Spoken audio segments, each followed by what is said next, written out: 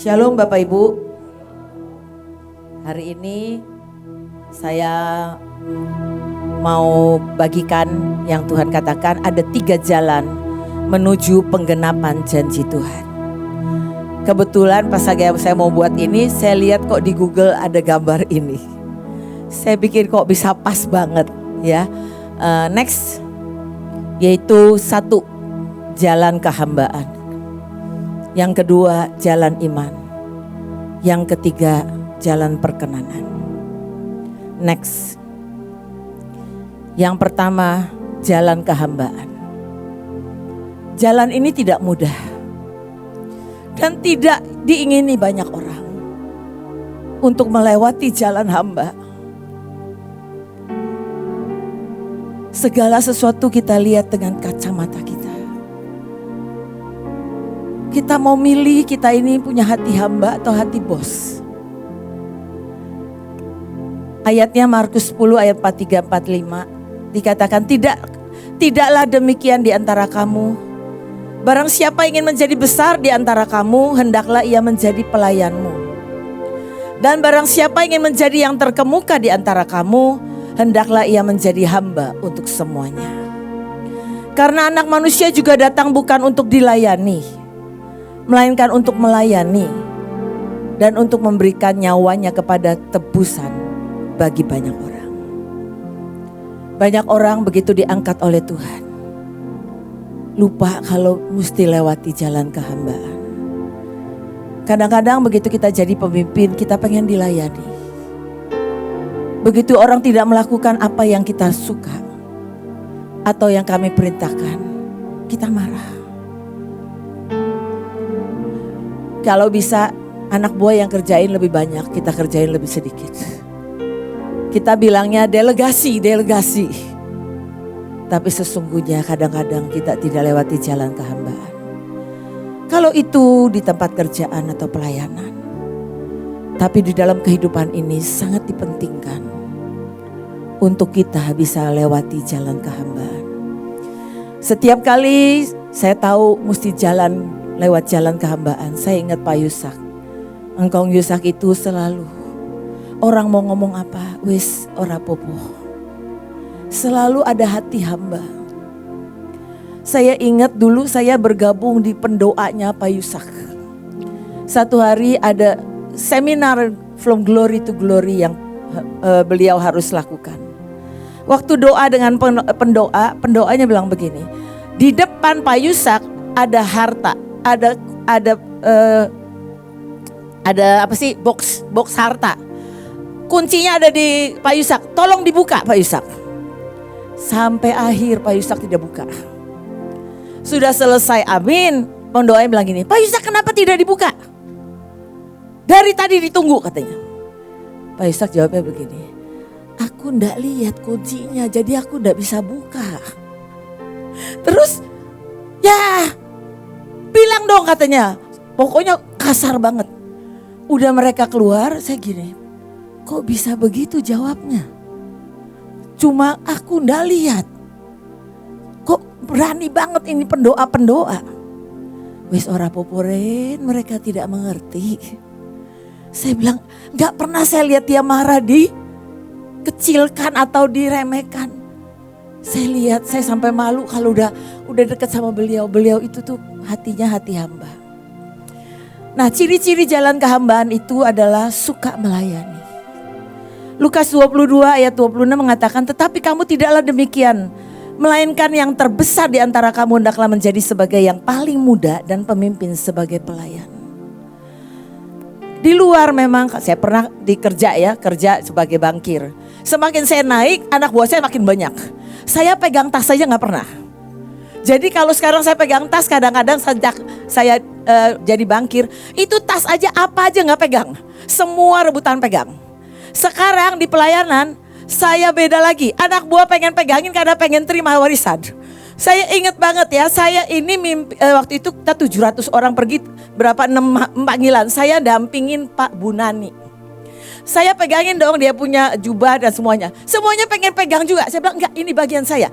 Enggak, kalau gitu mampunya saya pegangin. Jadi Jadi saya AB, saya punya AB lagi. Saya bilang gini, aduh ini kenapa pada rebutan ngambil sih? Ini mesti saya yang pegang, saya nggak enak. Lagian saya pengen pegang.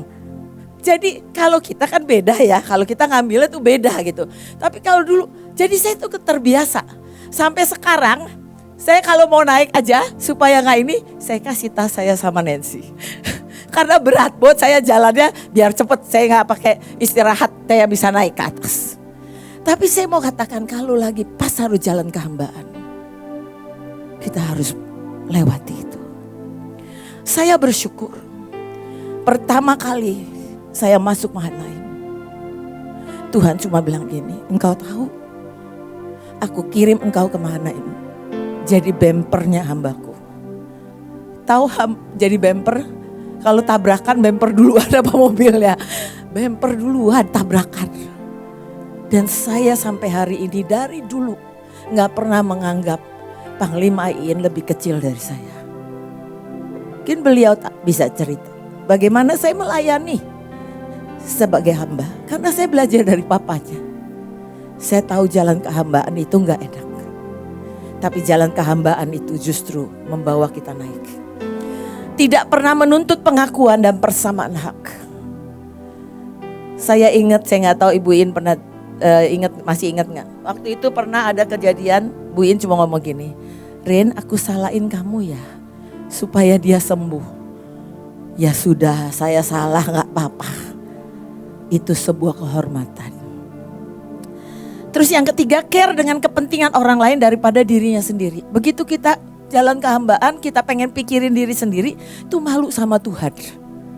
Katanya hamba. Ini gak mudah ya, saya juga belum lulus-lulus banget gitu. Tapi saya jalanin, saya coba gitu ya. Terus apa yang orang lain tidak mau atau tidak bisa lakukan, kerjakan. Itu kan diajarin sama Panglima. Saya lihat selalu, kalau Batra meeting aja, semua pilih, nanti yang terakhir baru Mahanaim. Beliau lakukan semua, hamba Tuhan ngerjain yang lain, yang tidak bisa dikerjakan, beliau akan kerjakan. Kita sudah punya contoh. Mau gak? Kadang-kadang kan kita males ya. Yang orang lain gak mau, kita bilang kenapa dia gak kerjain? Masa mesti saya? Kadang gak enak. Tapi ini jalan kehambaan, karena Tuhan bilang gini. Kita sedang menuju penggenapan janji Tuhan dalam hidup kita, dalam Mahanaim Batra Indonesia. Tuhan butuh kita jalani 3 jalan ini. Terus orang yang punya jalan kehambaan punya ketaatan. Karena Yohanes 14 ayat 15 mengatakan, jikalau kamu mengasihi aku, kamu akan menuruti segala perintahku. Walaupun itu dari pemimpin, kita tahu itu dari Tuhan. Kalau kita mengasihi Tuhan, kita akan menuruti segala perintah Tuhan sekalipun gak enak. Setiap kali saya ingat ayat yang lain, yaitu kalau engkau mau jadi muridku, sangkal diri, pikul salib. Itu yang selalu saya ajarkan GGB. Kalau engkau mau jadi murid Yesus, mau jadi generasi gada besi, sangkal diri, sangkal emosimu, pikul salib. Tidak pernah Tuhan mencobai lebih dari kekuatan. Lanjut next. Jalan kehambaan digambarkan oleh Tuhan dengan bunga bakung. Bunga bakung itu bisa menyesuaikan diri dengan habitat hutan, pegunungan, rerumputan, bahkan beberapa jenis itu mampu hidup di rawa. Ayatnya Kidung Agung 2 ayat 1-2, bunga mawar dari Saron aku, bunga bakung di lembah-lembah. Seperti bunga bakung di antara duri-duri, demikianlah manisku di antara gadis-gadis. Tuhan sendiri bilang bunga mawar dari Sharon, aku ini bunga mawar Sharon. Saya pernah ke Afrika bersama Pak Daniel Cipto. Hari itu di Afrika, di tengah hutan loh, ada mawar Sharon. Tengah-tengah itu tapi bagus banget dan baunya lembut. Ada mawar Sharon. Mawar Sharon adalah Tuhan sendiri. Tapi bunganya tumbuh di tengah hutan. Kalau dia katakan bunga bakung di antara duri-duri, kita harus lewatin sesuatu. Tapi Tuhan katakan demikianlah manisku di antara gadis-gadis. Engkau terlihat, engkau tercium. Next, Jalan kehambaan menumbuhkan karakter, menghasilkan karakter. Orang yang melewati jalan kehambaan akan menghasilkan karakter buah-buah roh. Di antaranya yang pertama adalah rendah hati pastinya. Kedua adalah penundukan diri. Orang yang bisa nunduk adalah orang yang rendah hati. Kalau enggak dia akan menghakimi pemimpinnya. Enggak ada pemimpin yang sempurna.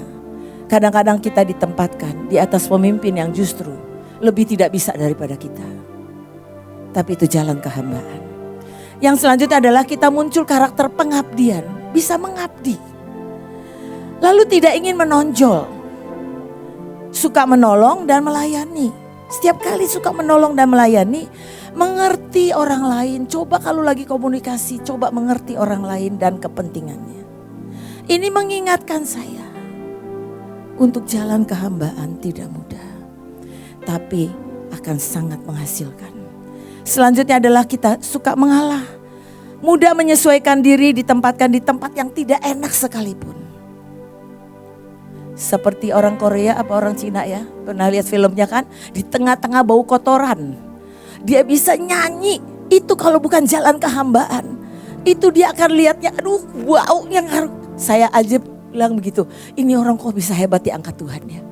Baunya, bau-bau sedikit aja, kotoran aja kita udah gak tahan. Ini semuanya kotoran manusia. Itu jalan kehambaan. Lalu dari tempat yang enak, yang tidak enak, hidupnya jadi kesaksian dan bersinar. Next, yang kedua, jalan iman. Hidup bukan karena apa yang kita lihat dengan mata jasmani, tapi dengan mata iman. Tadi ibu udah cerita ya tentang Korea dengan macam-macam. Kalau zaman dulu, Choi Yong-gi lihatnya dengan mata iman. Tapi sekarang lihat dengan mata yang apa yang dia lihat. Tapi orang yang masuk jalan iman, ini punya rasa aman. Saya ingat kemarin tanggal 31 hari Rabu malam, dengar gak kalau pada ngantri BBM. Saya baru pulang dari Taman Tuhan, baru doa isi cawan Israel. Tiba-tiba dikasih tahu, ini hari ini semua pada ngantri beli BBM. Saya gak tahu tiba-tiba hati saya bilang gini, gak usah ngantri. Berkat kita melimpah dari Tuhan. Engkau mau ngantri juga cuma semalam doang. Cuma sekali jalan, ngapain ikut ngantri? Sebelum saya lihat ngantriannya loh. Begitu keluar dari yang Gang Yonif, tiba-tiba waduh. Bekasi jam berapa itu? Jam 11 lewat. Penuh banget. Penuh ramai, saya bilang gini. Tuhan, biar ada shalom, ada shalom. Lebih lucu lagi, besokannya saya lihat di grup sekuler, katanya gini, wah kita di prank katanya. Kita di prank gak jadi, malah turun katanya. Semua pada ini grup City Banker jadi ribut, kita nih di prank katanya. Saya bilang siapa yang nge-prank juga lagian gak ada yang mulai masih mau BBM mau naik. Jadi lucu banget, saya bilang gini, kita kalau jalan iman, yuk kita harus kuatkan iman kita selalu. Apapun yang terjadi, kondisi apapun, ngomongnya yang lain. Ngomong yang positif. Ya supaya kita ini punya rasa aman. Karena kita ini pasti dijanjikan Tuhan. Tapi kita lihat tangan Tuhan, karena apa? Jalan iman kita jalanin. Ya, lagi saya sakit hari itu. Saya sakit, lemes. Saya udah didatengin, saya sama Pak Luki didatengin Ibu Iin. Ini apaan sih? Udah tahu Tuhan udah bicara. Iya juga ya. Terus setelah itu saya lihat di foto, kan sekarang di fly by fit dan segala macam. Wah, ibu udah turun, saya harus turun ini. Nggak mungkin nih ibu udah turun, masa saya di kamar walaupun masih lemes loh. Saya berangkat doakan orang-orang sakit. Ini harus dengan iman, nggak bakal ada yang kena. Walaupun si ibu ingetin terus, jangan di gaspol ya. Soalnya memang kan kalau habis kena lemesnya itu loh berapa hari gitu. Tapi itu kita harus jalan dengan iman. Lalu percaya kalau Tuhan pegang kendali. Roma 8 ayat 28. Itu yang membuat saya lulus 10 tahun yang lalu. Karena saya tahu gak mungkin rumahku terbakar, Tuhan gak tahu. Gak mungkin anakku terbakar, Tuhan gak tahu. Itu yang saya lihat, saya pegang. Roma 8 ayat 28 bahwa Tuhan turut bekerja dalam segala sesuatu untuk mendatangkan kebaikan bagi orang yang mengasihinya, yang terpanggil sesuai rencananya. Tetap percaya dalam segala kondisi, tidak panik. Tapi saya habis 10 tahun yang lalu malah gak lulus. Karena begitu kita pakai otak, kita bisa tiba-tiba imannya hilang. Panik. Saya gak lulus. Tapi sejak itu saya belajar. Setiap kali ada apa tanya, Tuhan, saya lebih tenang, lebih baik tenang. Karena waktu itu kan kita pernah banjir ya, yang sampai rumah Joshua banjir itu tahun berapa ya? 3 tahun yang lalu ya. Itu kita baru pulang. Kita baru pulang ini kan, terus kita baru pulang malam separuh. Ya doa semalam, doa ceria. Ibu pergi sama ini kita pulang. Begitu pulang bangun pagi-pagi, Nesi bilang gini, aduh mengerikan nih. Sampai tong sampah geser kemana-mana, dia mesti ambil tong sampah. Tapi tiba-tiba saya lihat taman saya ini punya taman ya Bapak Ibu, dan saya suka taman. Aduh ini kenapa jadi banyak bener air cepet. Airnya kan bukan, kalau banjir kan hujan ya, ini brung. Kok ini airnya kok bisa kayak begini nih, ada apa ya. Saya mulai panik gini, aduh Tuhan. Untung saya punya kerup Nancy Tejo. Mami gak usah adu-adu, doa. Saya gini, oh ya saya kenapa adu-adu ya, saya mesti doa. Tiba-tiba saya gini, Tuhan aku mesti tenangkan diri. Padahal saya baru ditegur Tuhan waktu itu, jangan pernah panik. Kalau kamu panik kamu gak dengar suaraku. Tiba-tiba saya bilang gini, tenang Irin, tenang. Tiba-tiba Tuhan ngomong gini, gak apa-apa kok, rumahmu gak akan masuk. Amin. Tapi mata saya jangan lihat lagi ke depan. Saya pasti adu lagi. Tapi saya gak usah lihat, saya begini, dalam nama Yesus gak akan pernah masuk. Tapi maafkan, saya tidak tahu hari itu kalau rumah Joshua kena. Tapi saya mau katakan, kalau jalan iman jangan lihatin. Pokoknya dengan iman aja dalam nama Yesus. Kan kita diajarin emang engkong ya. Paksakan rencanamu terjadi dalam hidupku dalam nama Tuhan Yesus. Saya selalu ingat kalau saya minta buiin nih, paksakan saya nyebrangin arus. Kalau mata saya masih lihat, saya akan seret dia balik. Kita akan seret-seretan karena ketakutan. Kalau orang takutan begitu, nyeret. Betul gak? Karena saya pernah mau nolong orang, kelelep. Malah saya yang ditarik, saya yang diturunin, saya yang kelelep bisa-bisa. Karena panik. Ya, jadi jangan dilihat. Oke. Lalu tidak mudah goyah atau tergoyahkan, tidak mudah menyerah. Yuk kita butuh jalan iman untuk kita lihat segala sesuatu digenapi. Apa yang Tuhan, saya hari-hari ini kan kita doa, Tuhan tidak ada sembako yang naik harganya. Tidak ada BBM, kami Mahanaim Bahtera Indonesia tetap memberi makan bangsa. Kami tidak akan terhentikan, semua tersedia, semua sembako mau apapun, gak ada yang bisa menghentikan kita. Kita harus perkatakan terus ya. Lalu kalau orang lewat jalan iman, dia suka dan penuh dengan firman Tuhan. Iman timbul karena pendengaran akan firman Tuhan. Dan kadang-kadang semuanya tuh ada prosesnya Bapak Ibu. Jalan iman berani dan rela bayar harga ketika proses itu datang. Next. Tuhan bilang lagi, kasih lihat, dilambangkan dengan bunga matahari. Itu jalan iman. Bunga matahari, ternyata bunga matahari selalu menghadap ke atas kepada penciptanya. Dari siang sampai matahari terbenam, bunga matahari itu berbunga dan menghadap ke atas. Jadi dia seperti kalau kita dalam kehidupan, dia setia dan dia patuh, taat. Lalu Tuhan menjadi sumber kehidupan. Kalau kita punya bunga matahari, perjanjian bunga matahari, Tuhan ini sumber kehidupan. Tuhan adalah mataharinya sendiri. Apapun yang kita hadapi, dihadapkan ke Tuhan. Kalau jalan iman. Enggak pakai di otak dulu ya, dipikirin, dianalisa. Lalu sinar matahari selalu menerangi jalan-jalannya. Tidak pernah redup api cintanya dan semangatnya. Setiap kali saya angkat perjanjian matahari, saya bilang saya punya perjanjian antara aku dan engkau Tuhan. Dan antara aku dengan pemimpinku yang namanya Iin. Dan saya bilang saya tidak akan pernah redup dalam segala kondisi. Api cintaku akan tetap nyala. Sekalipun aku lewatin apapun, aku tetap ada dekatmu Tuhan. Sadarkan aku. Makanya saya angkat perjanjian terus terang juga. Supaya Tuhan selalu berterus terang. Lalu menumbuhkan keberanian karena berjalan bersama Tuhan. Orang yang berjalan bersama Tuhan, tiba-tiba kalau kita tahu Tuhan menyertai, berani gak? Jalan nggak takut karena kita tahu ada Tuhan. Itu jalan iman. Terus orang yang berjalan dengan iman akan menghasilkan banyak keajaiban, betul nggak? Banyak mujizat dan akan sangat memberkati banyak orang dan bermanfaat bagi banyak orang. Karena bunga matahari sendiri, kalau minyaknya aja loh, itu punya banyak manfaat. Memperbaiki metabolisme, membantu menyehatkan kulit, mencegah diabetes, antiinflamasi, kayak omega 6, meningkatkan sistem umum, meningkatkan energi, menjaga kesehatan jantung. Itu aja matahari, banyak lagi. Minyaknya doang ini. Berarti kalau kita berjalan dengan iman dengan perjanjian matahari, kita ini selalu kemanapun orang akan lihat, wah aku diberkati lewat cuma ketemu kamu. Aku diberkati lewat khotbahmu. Aku diberkati lewat kesaksianmu. Aku diberkati dengan perkataanmu. Ya, next. Jalan perkenanan ketiga. Belajar dari tokoh yang berjalan dalam jalan perkenanan yaitu Rut. Ya. Rut 1 ayat 15-17, berkatalah Naomi, telah pulang iparmu kepada bangsanya dan kepada para allahnya, pulanglah mengikuti iparmu itu.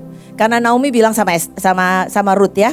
Tapi kata Rut, janganlah mendesak aku meninggalkan engkau dan pulang dengan tidak mengikuti engkau. Sebab kemana engkau pergi, ke situ jugalah aku pergi. Dan di mana engkau bermalam, di situ jugalah aku bermalam. Bangsamulah bangsaku dan Allahmulah Allahku.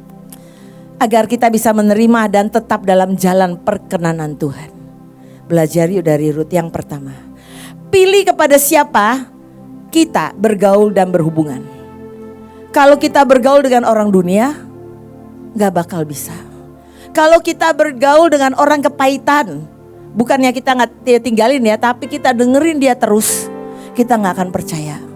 Tapi kepada siapa kita bergaul, itu menentukan. Rut pilih Naomi. Orpa enggak, tapi Rut pilih Naomi. Yang kedua, Rut melihat dari perspektif ilahi. Dia mungkin sebelum kejadian yang lain meninggal, suaminya meninggal, mertuanya meninggal, dia pernah ada di keluarga itu dan dia pernah dengar keluarga ini ngomong tentang Jehovah. Pasti dia bilang gini, ini pasti Allahnya beda. Dan walaupun dia bangsa Moab, tapi dia tahu di hatinya, sixth sense, di indranya dia, perasaan yang terdalam dia tahu ini yang benar. Dan dia melihat ada sesuatu yang saya harus ikut dia. Yang ketiga, komitmen. Rut berjanji ya kepada Naomi untuk ikut sampai mati sekalipun. Rut kan bilang, pokoknya saya akan pergi, jangan pernah minta saya meninggalkan engkau. Aku tetap mengikuti engkau kemanapun engkau pergi, karena bangsamu adalah bangsaku. Ini adalah janji. Ya, kayak kita beberapa dulu ke Orketim ya, kita janji, udah kita sudah dipatok. Apalagi Bapak Mul waktu dia sakit, dia harus ring, kita bilang udah di ring, udah nggak bisa kemana-mana dia. Dulu bilang sama saya begini, Bu, kerjaan berapa persen, pelayanan di Mahane berapa persen. Dari berapa persen dulu? 50-50, terus 70-30, sekarang gak tahu deh ya. Dulu kita bilang pekerjaan berapa persen, ini berapa persen. Tapi waktu dia di ring kita ketawa semuanya. Udah di ring, udah gak bisa kemana-mana, udah copnya cop Mahanaim. Ya, itu artinya kita berkomitmen, submit diri kita kepada suatu tempat, institusi, bahwa kita tahu ini suku Batra ya. Lalu yang selanjutnya adalah mencangkokkan diri kepada orang yang mempunyai perjanjian. Bapak Ibu, saya tahu Rut itu tahu Naomi ini punya perjanjian. Tapi sering banyak orang marah dengan dia tidak tahu, sekalipun orang yang punya perjanjian, mungkin gak hebat semuanya, ada kesalahan. Tapi dialah pemegang perjanjian. Jadi Rut itu ngerti banget siapa pemegang perjanjian. Naomi pegang perjanjian. Makanya dia bisa membawa hidup dia dari bangsa terkutuk Moab menjadi nenek moyangnya Tuhan Yesus Kristus. Karena dia tahu siapa pemegang perjanjian itu. Ibrani 11 ayat 6a mengatakan, tetapi tanpa iman tidak mungkin orang berkenan kepada Allah. Kita tahu kalau tanpa iman, sekalipun kita hebat memberikan semuanya, kita kerjakan semua yang terbaik, tapi tanpa iman kita tidak bisa dapat perkenanan Tuhan. Next, dilambangkan ini dengan bunga mawar. Karena bunga mawar itu mengeluarkan bau harum, betul gak? Dari tadi saya dapat bunga mawar, saya ciumin. Biar bagaimana kalau bunga mawar banyak, itu kalau di satu rumah ada bunga mawar banyak kan baunya beda. Ya, nah Ester 5 ayat 2 mengatakan ketika raja melihat Ester sang ratu berdiri di pelataran, berkenanlah raja kepadanya. Sehingga raja mengulurkan tongkat emas yang di tangannya ke arah Ester. Lalu mendekatlah Ester dan menyentuh ujung tongkat itu. Ester bukan cuma asal sembarangan masuk. Dia meresikokan hidupnya dan dirinya. Hari itu dia minta semua puasa, kalau ingat kan? Semua puasa, dan waktu dia hadap, dia sudah dapat di jalan perkenanan itu. Ada hal yang dia sudah bayar. Dan dia meresikokan diri. Dan tiba-tiba raja mengulurkan tongkatnya. Ada Gandhi ya, Mahatma Gandhi. Ini ada quote-nya. Dia katakan bunga mawar tidak perlu berkhotbah. Ia hanya menebarkan wewangiannya. Aroma itu adalah suatu khotbah tersendiri. Aroma kesalehan dan kehidupan spiritual jauh lebih halus dari kewangian bunga mawar.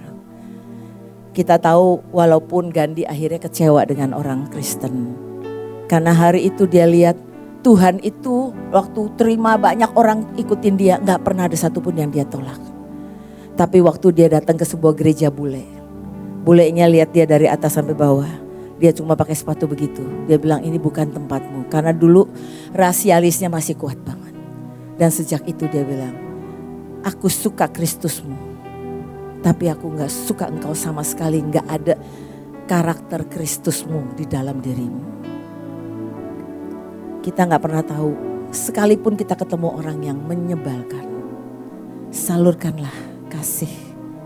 Dan biarlah orang bisa merasakan sekalipun dia jahat, sekalipun dia nyek kita, tapi kita akan melihat Tuhan bergerak dengan ajaib. Next, bunga mawar itu kan berduri ya Bapak Ibu. Siapa yang pernah kena durinya mawar? Ya, ada durinya kan. Dalam kondisi apapun, sakit sekalipun, bunga mawar tetap bisa muncul dengan cantik dan mengeluarkan bau yang harum. Padahal ada durinya. Artinya dalam kondisi apapun yang kita hadapi dalam hidup ini, di jalan perkenanan ini seorang akan tetap mengeluarkan yang harum dan indah. Saya lihat sejak saya jalanin bersama Tuhan, lewat dienyek, dilecehkan. Bukan nyek kali ya, dilecehkan. Saya selalu bilang begini, kalau di rumah, saya ini belajar jalan kehambaan nih sama beliau. Dulu kalau saya begini ya, saya gak kuat sama suami saya gitu kan. Terus saya sebelum telepon dia, dulu kan gak ada japri-japri ya, sebelum telepon udah gini, udah tahu jawabannya. Gak usah telepon itu. Tapi gak tahan, gak telepon, akhirnya telepon. Ya dalam hati gini, ya kan aku udah tahu jawabannya. Sudahlah ngikutin beliau bilang, ya tahan, bertahan. Tapi Tuhan Roh Kudus, kalau kita mau aja. Saya ingat, saya waktu itu masih lewatin dengan suami saya. Diproses, disakiti, main selingkuh dan macam-macam. Saya pergi ke Australia. Saya lagi ngobrol sama sahabat saya. Dia bilang bertahan Rin. No, enggak bertahan. Tiba-tiba pengen ngomong no, enggak bisa. Enggak mau lagi, enggak tahan saya bilang gitu. Terus dia bilang tahan sebentar lagi kata dia. Enggak, saya pengen ngomong aja. Begitu selesai telepon saya masuk kamar. Suara itu lembut banget. Masih tahan kok. Saya ketawa, saya bilang iya masih tahan. Sebetulnya mulut aja ini bilang gak tahan. Sejak itu saya gak pernah berani bilang gak tahan. Karena dia yang memampukan kita. Bunga mawar itu sering diartikan sebagai tanda cinta, betul gak? Dan romantis diberikan lagi Valentine, lagi apa, kasih orang mawar tuh tanda menyayangi. Lalu untuk menghasilkan atmosfer cinta, biasanya kita keluarkan bunga mawar. Nah itu Nita Deborah ya keluarkan. Jadi jalan perkenanan memunculkan cinta dan keintiman. Orang yang lewat jalan perkenanan, lewatin proses. Tapi terlihat favor Tuhan. Tapi dalam hidup orang ini ada cinta. Ada keintiman dengan Tuhan. sama orang lain juga orang bisa rasakan keintiman Tuhan itu mengalir. Next. Semua jalan menuju penggenapan janji Tuhan dalam hidup kita, dalam semua yang kita sudah dijanjikan, ada prosesnya Bapak Ibu. Mau itu jalan kehambaan, jalan iman, jalan perkenanan, semua ada prosesnya. Dan it's a choice, itu pilihan. Ruth bisa ikuti Orpah, tapi Ruth memilih.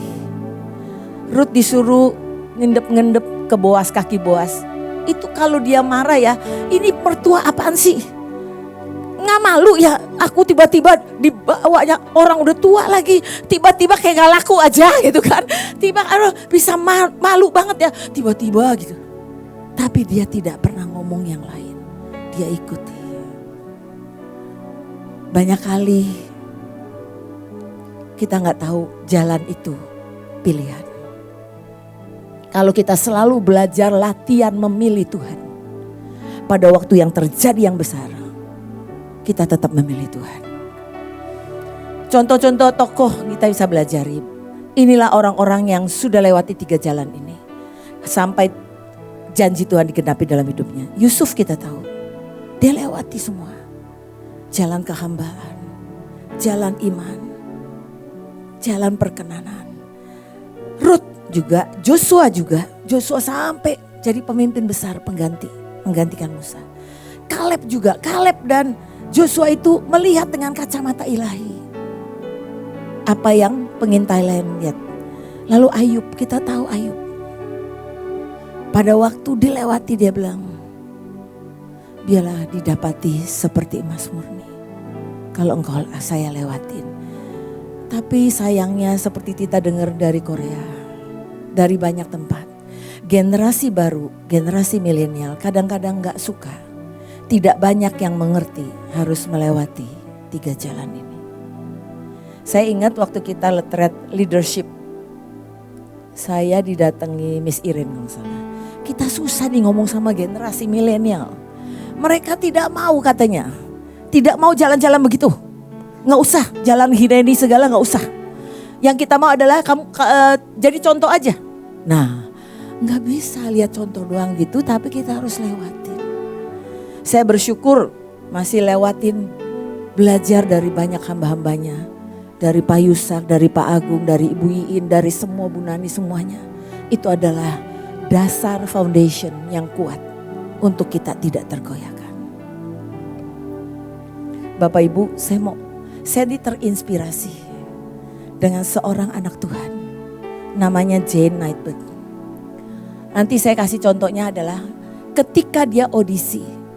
Dia lagi divonis, dia cuma bisa sembuh 2%. Tapi dia datang sendiri ke American Got Talent. Sendirian, hanya diketahui brothernya. Dia nyanyi, dia mencengangkan. Sampai yang juri bilang gini, ini otentik banget. Karena dia nyanyikan lagu dia sendiri, It's Okay. Nanti jelas banget ada terjemahannya. Saya minta teman terjemahin. Nextnya ada klip yang satu lagi adalah ini anak Tuhan luar biasa. Di tengah dia lewatin cancer yang macam-macam. Di interview.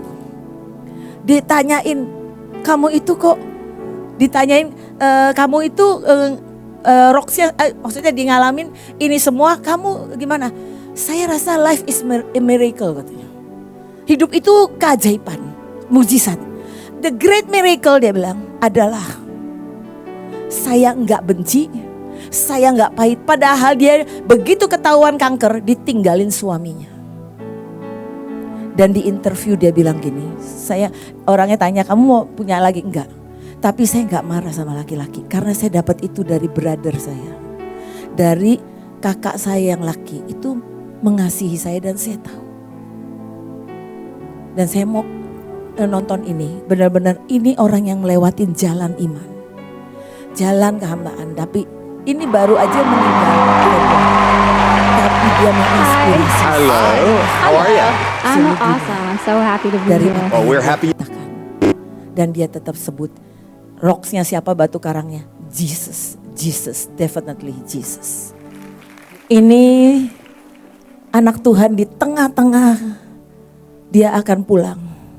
Diambil kesempatan. untuk menjadi saksi kepada dunia. Ada Jesus. Dia nyatakan bahkan Simon kau nangis lihat dia bisa tenang.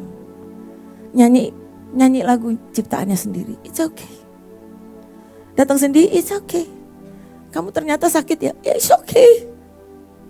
Ada kata, saya next di PPT-nya. Kata-kata, beberapa kata dia bagus banget. Dikatakan, you can't wait until life isn't hard anymore before you decide to be happy. Kamu tidak dapat menunggu sampai hidup tidak sukar lagi untuk kamu memutuskan untuk hidup bahagia. Itu yang dia ngomong sama juri. Next. Dia katakan lagi waktu ditanya, dikit bilang, it's important that everyone knows about me then bad things happen to me. Yang penting bahwa lebih baik setiap orang tahu tentang saya daripada hal buruk yang terjadi dengan saya. Kita gak usah pengumuman kalau kita lewatin. Tapi orang lihat Tuhan tentang kita yang berjalan bersama Tuhan. Next, yang terakhir. Ini ada percakapan dia dengan interviewernya. Dikatakan my life, tadi ya dibilang hidupku my life is miracle. The greater miracle is I'm not bitter, I'm not angry. Bapak Ibu kalau kita ngalamin sesuatu aja kita sudah pahit, kita sudah marah. Ini gak ada apa-apanya. Ini orang yang lewatin sakit kanker yang begitu. Dia bilang, tapi ditanya nama interviewnya, jadi kamu apa? I am grateful, saya mengucap syukur. I am amazed, saya takjub dan I'm thrilled, saya bergairah. So many people says that they can't believe so many things happen. Begitu banyak orang lihat dia, kok bisa sih terjadi begini. Begitu banyak.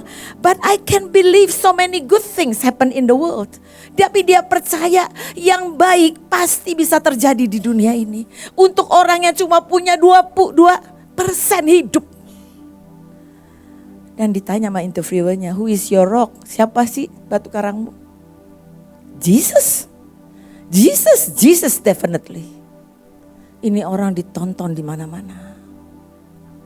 Dia lewati jalan iman dan jalan kehambaan, ada macam-macam. Semua jalan dia lewatin. Dia jadi kesaksian di zaman now. Dari orang umur 30. Saya ikutin dia, sebelum dia meninggal, itu semua orang doain dia. Mau dari gereja, mau dari mana, semua orang doain dia. Tapi begitu dia pergi, semua orang bilang dia belajar ada sebuah kekuatan di masa pandemi. Ada seseorang yang masih bisa punya positive thinking, punya faith, punya iman. Yuk, masih banyak yang kita harus lewatin. Kalau cuma apapun yang terjadi, kita tahu di Sri Lanka seperti apa. Makanya Tuhan suruh ke bangsa-bangsa. Begitu dipukul baru datang aja. Iblis gak suka. Tapi tetap kita harus lewati jalan ini. Ini justru jalan yang akan membuat kita dimampukan Tuhan. Dan iblis minggir. Karena ada jalan yang Tuhan tentukan. Ada orang kuat di jalan kehambaan. Ada juga yang jalan imannya kuat. Ada juga jalan perkenanannya kuat. Tapi apapun, yuk kita doa sebentar. Kita tutup mata. Tuhan, Kau berkata ada 3 jalan yang harus kami lewati. Untuk sampai melihat penggenapan janji-Mu buat bangsa kami. Buat kami, buat keluarga kami, buat bangsa-bangsa. Kemanapun kami pergi, ingatkan kami. Lewati dengan sukacita. Lewati dengan bersyukur. Jalan apapun Tuhan. Supaya kami benar-benar Tuhan boleh berjalan seirama dengan Engkau. Bersaut-sautan dengan Engkau. Dan mengerti semuanya tidak ada yang kebetulan. Kalau Engkau izinkan terjadi, biar kami lihat dengan paradigma ilahi. Bahwa itu baik bagi kami. Baik bagi saya. Tuhan tolongi. Tuhan tolongi kami semua pasukan terdahsyat-Mu. Untuk hari-hari ini kami akan tetap bersinar menjadi kesaksian. Kami lewatin 3 jalan ini bersama-Mu. Dengan sebuah ucapan syukur.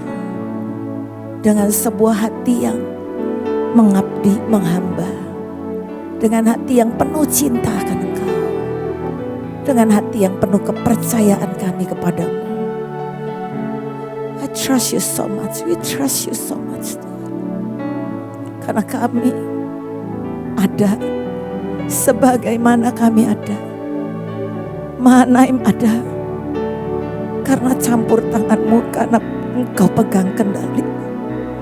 Terima kasih kalau kami hidup di zaman seperti ini. Bawa kami Tuhan, paksakan rencana-Mu terjadi dalam hidup kami. Terus bawa kami, terus bawa kami. Di dalam nama Yesus kami mengucap syukur. Dan semua yang sepakat berkata,